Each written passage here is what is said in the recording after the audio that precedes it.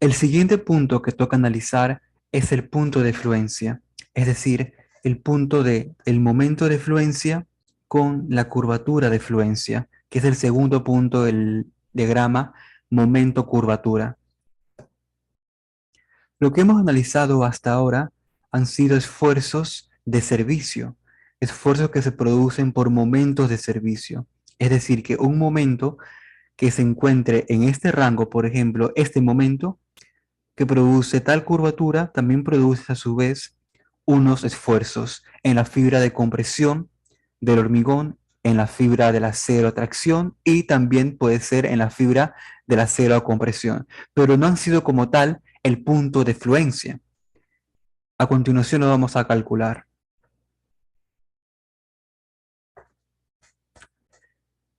Pero primero vamos a ver teoría. Muy bien. Bien, el punto de fluencia que contiene lo que es el momento de fluencia.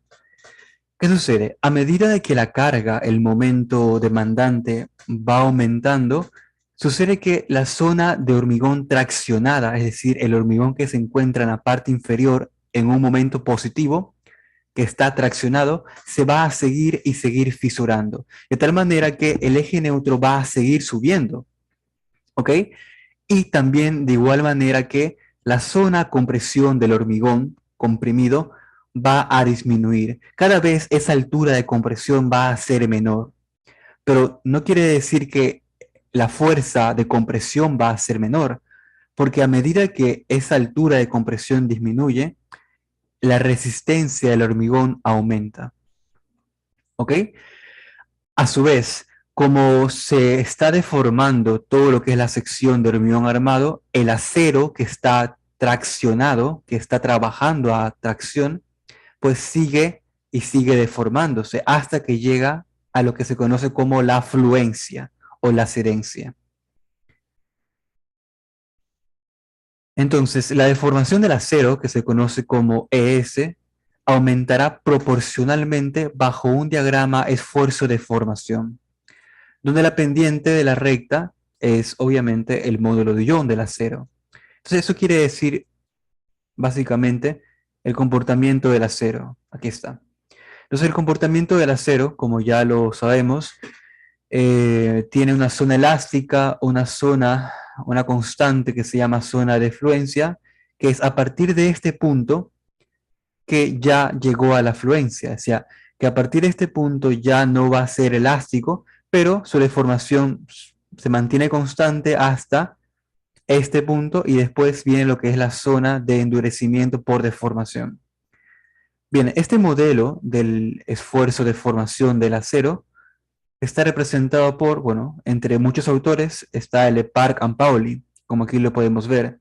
Tenemos la zona elástica, la zona constante y la zona de endurecimiento por deformación. Aquí podemos ver que el diagrama se extiende en los dos sentidos. ¿Por qué? Porque básicamente el mismo esfuerzo de formación que tiene para compresión lo tendrá para tracción. ¿Ok? El acero en principio es un elemento isotrópico, quiere decir que las propiedades, en este caso la resistencia, se mantiene en ambas direcciones, tanto a compresión como a tracción. Muy bien, pero sucede que analizar este modelo es un poco más complicado. Se lo puede hacer, claro que sí, pero tomaría, en primer lugar, tomaría más tiempo analizarlo. Segundo, tomaría más tiempo poder programar algún documento de Excel, MATLAB o como ustedes quieran hacerlo, o Python, para poder recién analizar una viga, por lo que se opta por usar un modelo simplificado, que es el modelo elastoplástico. Quiere decir que simplemente tenemos una zona elástica y luego una zona plástica, ¿sí? En donde la resistencia es Fy, la máxima resistencia del acero, la fluencia es Fy, que como bien mencionado, hasta ahora aquí en Ecuador comercialmente es 4200 kilogramos sobre centímetros cuadrados. Ojo, esta resistencia es para acero de refuerzo. También existe el acero estructural, que es el acero con que hacen estructuras edificaciones de acero, o sea, donde las columnas, vigas son de acero, ¿sí? Esa resistencia, pues, puede ser diferente. Yo me refiero a la resistencia del acero, que se llama acero de refuerzo, ¿ok? Aquí es 4200. Entonces, cuando cuando se deforma la viga de hormigón, pues el acero sigue y sigue deformándose, digamos, llega a este punto, llega a este punto, llega a este punto, pero va a llegar un momento en donde llegue a lo que se conoce como la deformación de fluencia, EY. Esta deformación de fluencia, aquí podemos despejar. Si despejamos EY, ¿a qué va a ser igual la deformación de fluencia? Es igual a simplemente FY, que es 4200, dividido para ES, que es el módulo de Young de el acero, que es 2.030.000, lo cual da aproximadamente 0.02. Muy bien, entonces sucede que la sección de hormigón armado, la viga, se va a seguir formando hasta que el acero llegue a la fluencia, o sea que la deformación sea EY. Muy bien, entonces aquí está lo que hemos visto. Se va a trabajar con un modelo elastoplástico, esto por el mismo ACI lo permite. Entonces, ¿cuál es la diferencia del momento de fluencia con respecto al punto de agrietamiento? Es que en este punto, la deformación del acero llega a la fluencia. O sea que la deformación del acero llega a 0.02 aproximadamente. Bueno, aquí he colocado otro valor, porque realmente el módulo de Young varía entre 2 millones hasta 2.100.000, pero lo más típico es 2.030.000. ¿Ok?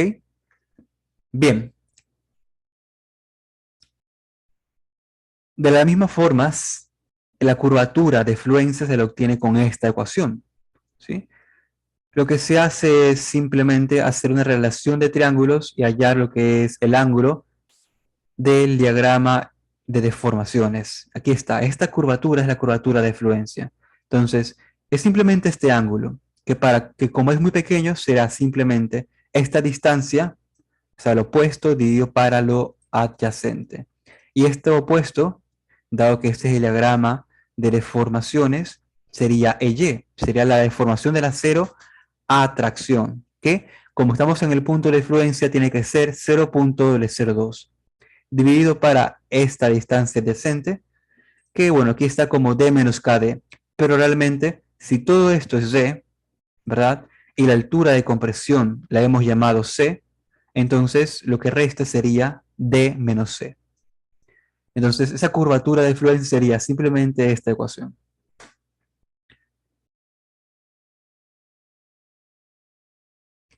Bien, ¿cómo es el procedimiento para obtener el punto de fluencia? Lo que primero se debe hacer es hallar esa altura del bloque de compresión C.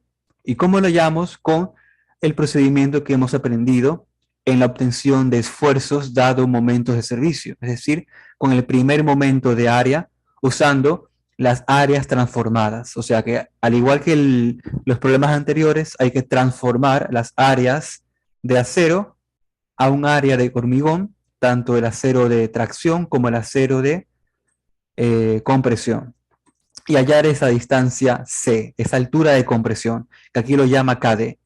Aquí lo llama KD porque lo compara como un porcentaje del peralte. K será el porcentaje del peralte. Pero podemos decir que este KD, pues la altura es la altura C, nada más. Muy bien.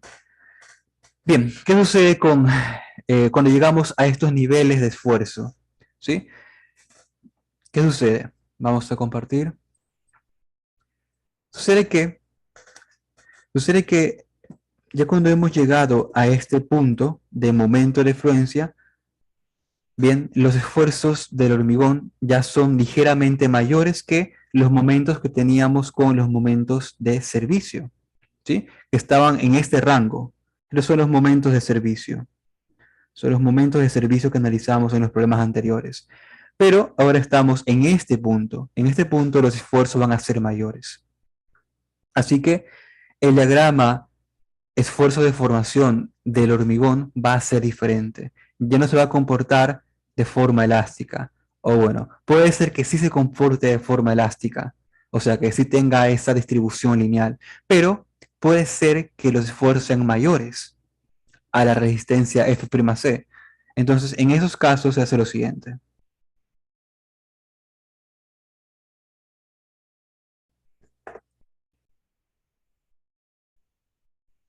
Muy bien. Entonces, se tiene que asegurar, como los esfuerzos son mayores, como bien mencioné, tenemos que asegurar que el esfuerzo en la fibra de compresión del hormigón, obviamente, sea menor a la resistencia F'C, porque no puede ser físicamente mayor a F'C, porque es la máxima resistencia del hormigón. Así que si mientras calculamos este esfuerzo del hormigón nos resulta que es mayor a F'C, hay que hacer lo siguiente. Ya no hay que tomar una distribución lineal, ¿ok? Esta distribución lineal únicamente hay que considerarla si el esfuerzo del hormigón es menor a F'C. Pero si es mayor, entonces hay que considerar el llamado bloque de Whitney, ¿ok? El bloque de Whitney no es nada más que una simplificación de la distribución de esfuerzos del hormigón a un bloque, ¿sí? A un rectángulo simplemente, ¿ok? Donde esta base de rectángulo es F'C, esta altura sería A, y A no es nada más que C, que es la altura de compresión, por un beta 1. Este valor beta 1, aquí está, beta 1, pues para hormigones de hasta 280 se debe tomar como 0.85, ¿ok? Si es un hormigón más fuerte de 280, pues hay que aplicar esta fórmula. Es decir, que si tenemos, por ejemplo, un hormigón de 350, aquí reemplazamos 350 menos 280 dio para 70 por 0.05 y bueno, 0.85 menos lo que sale aquí. Nos va a dar un valor menor, digamos 0.82. ¿Ok?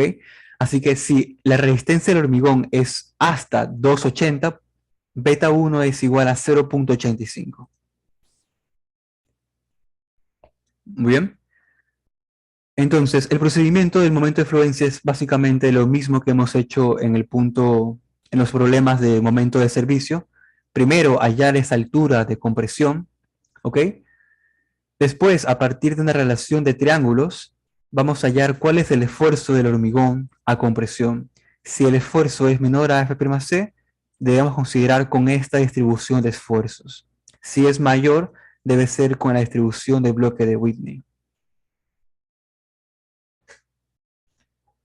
Muy bien, vamos a ver unos apuntes que tengo aquí preparados.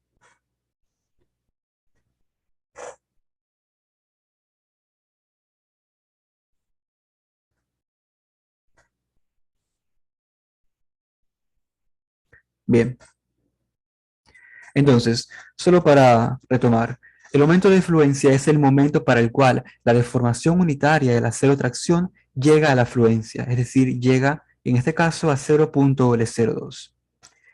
Esto quiere decir que esta viga que está haciendo, digamos que está simplemente apoyada y tenemos una carga P, pues obviamente se va a flexionar, se va a comportar de esta manera. Entonces, ¿qué sucede? Que el acero se sigue deformando hasta que llega a la deformación de fluencia, que es 0.02. Básicamente ese es el punto para el cual se calcula el momento de fluencia.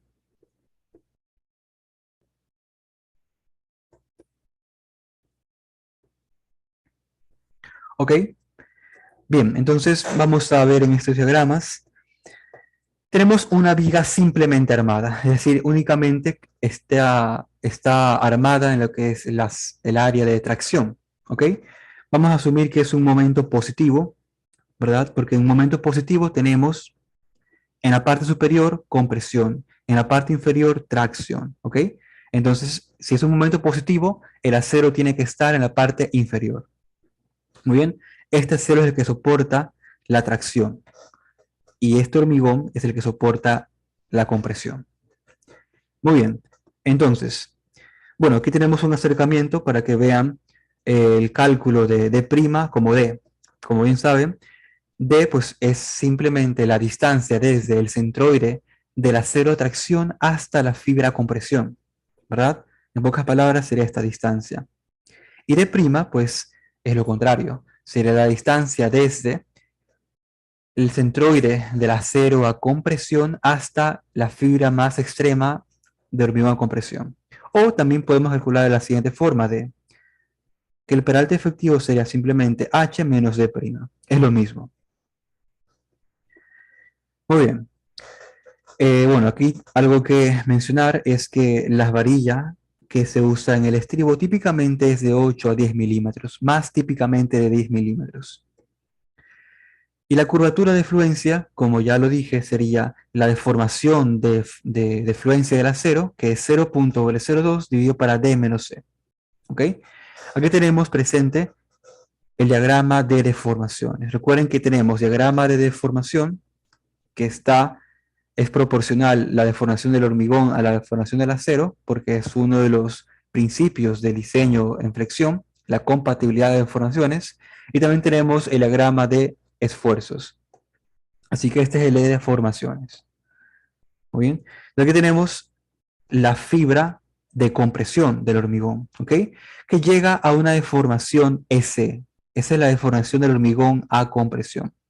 Y también tenemos la fibra del acero.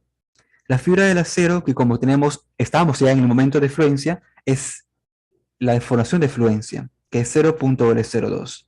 Abajo, tracción, arriba, compresión. ¿Ok? Tenemos todas las dimensiones especificadas, la dimensión del peralte efectivo, la altura de la viga. ¿Ok? Y aquí lo que vamos a hacer es una relación de triángulos, porque si se dan cuenta, aquí tenemos básicamente el mismo ángulo, arriba y abajo. Entonces podemos decir lo siguiente.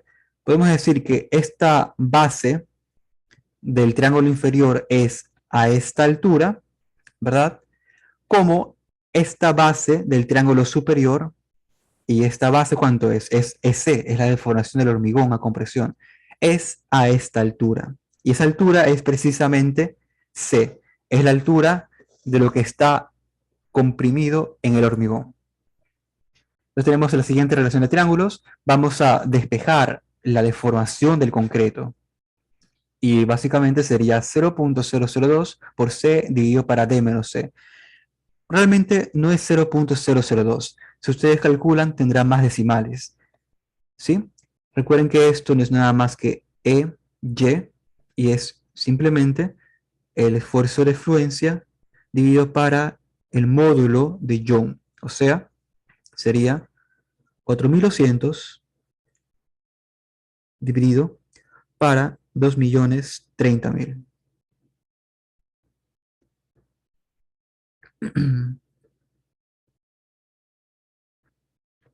Aquí, ¿ok? Entonces, realmente no sale 0.002, tiene un poco más de decimales. Pero para simplificar, bien podemos tomar 0.02. Solo para que lo tengan en cuenta. Y si en algún ejercicio tienen una resistencia diferente a 4200, pues simplemente colocan esa resistencia, que puede ser, por ejemplo, 2500. ¿Ok? Si es 2500, entonces la deformación de fluencia no va a ser la misma, va a ser diferente. Así que para que lo consideren. Es 0.002 solo si la resistencia a fluencia es 4200. Bien, entonces, con esto vamos a obtener lo que sería el esfuerzo, perdón, la deformación del hormigón. Esto es deformación del hormigón.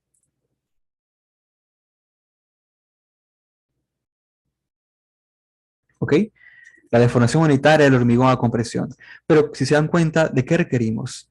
Requerimos de saber cuánto vale C. ¿Cuánto vale C? Esa altura de compresión, ¿cuánto vale? ¿Y cómo lo determinamos? Lo determinamos con el primer momento de área. ¿Ok? Con el primer momento de área, es decir, con el procedimiento que ya hemos aprendido anteriormente, en donde se hace el primer momento de área, sumatoria de, de áreas por distancias al centroide, de compresión igual a tracción, y se despeja lo que es C. ¿Ok? Esta es la fórmula cuando tenemos una sección, una viga armada tanto a tracción y compresión. Y aquí está la fórmula cuando tenemos una viga armada solamente en lo que es tracción. ¿Ok? Así que este procedimiento es el mismo. hallamos C con el procedimiento de primer momento de área. ¿Ok? Bien, entonces, como seguimos teniendo una compatibilidad de deformaciones y seguimos estando al menos individualmente en el rango elástico en el hormigón, podemos usar la ley de Hooke, ¿sí? Usar la ley de Hooke, la cual nos dice que el esfuerzo de compresión va a ser igual al módulo de Young del hormigón por la deformación unitaria del hormigón. ¿Ok? Entonces, es de este esfuerzo de sigma C que va a depender cuál diagrama de esfuerzo usar. Recuerden que les comentaba que va a ser diferente si es mayor o menor a F'C. Entonces, si este esfuerzo sigma C es mayor, miren, aquí está. Tenemos los famosos diagramas de esfuerzos. ¿Cuál diagrama usar? Tenemos dos diagramas. El diagrama de esfuerzo 1 y el diagrama de esfuerzos 2. ¿Cuál usar? Varía según sigma C, el esfuerzo de compresión del hormigón, que lo obtenemos a partir de la ley de Hooke, a partir de el cálculo de C, que se viene a partir a su vez del primer momento de área. ¿Ok? Entonces, aquí están bueno, antes de mostrar esos gráficos, pues solamente recordarles que ese es el cálculo de la deformación de fluencia, es EY, es aproximadamente 0.002, estamos usando un modelo elastoplástico perfecto, no estamos usando un modelo con endurecimiento, si esto no, sino únicamente elastoplástico perfecto. Y pues que el paso número 1, como ustedes saben, sería para encontrar el momento de fluencia, determinar eta, que es la relación modular. El paso número 2 sería determinar la altura de compresión con el primer momento de área. ¿Ok? El paso número 3 sería determinar cuánto es el esfuerzo de compresión del hormigón. Y a partir de este esfuerzo, aquí tenemos dos posibilidades. Usar, si es mayor a F'C, usar el diagrama de esfuerzos 1. ¿Ok? Si es menor a F'C, usar el diagrama de esfuerzos 2. Aquí está el diagrama de deformaciones y aquí está el diagrama de esfuerzo 1 y el diagrama de esfuerzos 2. Bien, entonces, en el diagrama de esfuerzos 1, dado que sigma C resultó mayor a F'C, lo cual no puede ser, se usa lo que es el bloque de Whitney. Entonces, el bloque de Whitney simplemente es una simplificación donde la altura de este bloque sería A. Y esta altura A es simplemente beta 1 por C, donde beta 1 es 0.85 para hormigones de hasta 280. ¿Ok? ¿Y qué es C? Pues C es la altura de compresión que la llamamos con el primer momento de área. ¿Ok? Entonces tenemos el hormigón a compresión y tenemos el acero a tracción. Solo que para este punto, el esfuerzo del acero, como hemos llegado a la fluencia, será justamente la resistencia de la fluencia, Fy. O sea, será en este caso 4200. ¿Ok? Entonces, ¿cómo calculamos el momento de fluencia para el diagrama de esfuerzos 1? Lo hacemos de la siguiente forma. ¿Sí? Lo que hacemos es calcular básicamente un momento par desde el eje neutro. Entonces, aquí sigue estando el eje neutro, si se dan cuenta. Te sigue siendo el eje neutro. ¿Sí? Vamos a calcular cuánto es el momento con respecto a este eje neutro, dado el diagrama de esfuerzos 1. ¿Qué tenemos? Tenemos una zona de compresión, ¿verdad? Y tenemos el acero de tracción. Bien, entonces, el bloque de Whitney nos da una base de 0.85 F'C. Bien, entonces, ¿cómo calculamos la resultante de fuerza de compresión de la parte del hormigón? Sencillo, va a ser simplemente el volumen de este diagrama de esfuerzos. ¿Sí? Sucede que aquí únicamente vemos la parte transversal, pero realmente sucede esto. Esta es una vista a 3 dimensiones de lo que sucede. Tenemos un bloque en 3 dimensiones que está a compresión. con altura A, ¿ok? Con altura A. Y una base 0.85 F'C. Así que si queremos calcular la resultante de compresión, será simplemente el volumen de este bloque. ¿Y cuál es el volumen de este bloque? Sería base 0.85 F'C por altura, que es A, ¿verdad? Y por, ¿qué más nos faltaría? Nos faltaría, tenemos esta dimensión, nos faltaría pues esta dimensión perpendicular, que sería la base, ¿ok? Entonces, esa resultante sería la fuerza de compresión total, y es 0.85 F'C, que es la base, por A, que es la altura, y por B, que sería la dimensión perpendicular, o sea, la base, el ancho de la viga. Pero recuerden que estamos calculando momentos con respecto al eje neutro. Entonces, dado que esta sección o esta resultante es de un rectángulo, se va a colocar en la mitad del bloque. Entonces, simplemente sería la distancia desde la mitad del bloque hasta el eje neutro, esa distancia de ahí. ¿Cuánto es esta distancia? Desde el eje neutro hasta la mitad del bloque. Esta distancia sería simplemente C menos la altura del bloque, C menos A medios. ¿Ok? Aquí tenemos el momento producto de la compresión. C menos A medios sería el momento producto de la compresión. ¿Y cuánto sería el momento producto de la tracción del acero? Pues sería distancia del eje neutro por fuerza. ¿Ok? ¿Cuál es la distancia? Sería, si todo esto es C, si todo esto es D, perdón, y del eje neutro hasta la fibra superior es C, pues esta distancia sería D menos C. Esa es la distancia desde el eje neutro hasta el acero, atracción. ¿Y cuál sería la fuerza? Será simplemente la fluencia del acero multiplicada por el área del acero. Atracción, que sabemos que es AS. Entonces, FY por AS multiplicado por esa distancia D menos C. Entonces, ese sería el momento de fluencia para el diagrama de esfuerzos 1. Entonces, dependiendo del sigma C, usaremos esta fórmula o la de acá abajo, que es el diagrama de esfuerzos 2. ¿Cómo lo determinamos?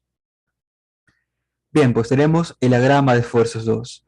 Dado que sigma C es menor a F'C, pues tenemos que usar este diagrama de esfuerzos, en el cual seguimos teniendo una distribución lineal del esfuerzo de compresión, en donde sigma C, pues ya lo calculamos anteriormente, y la resultante de esa compresión va a ser de igual manera el volumen que se forma por compresión. Aquí tenemos un triángulo. ¿Cuál sería el volumen? Sería esta base, sigma C, por la altura, que sería C, enteramente C, y por esta distancia perpendicular, que es la base, dividido para 2 porque es un triángulo.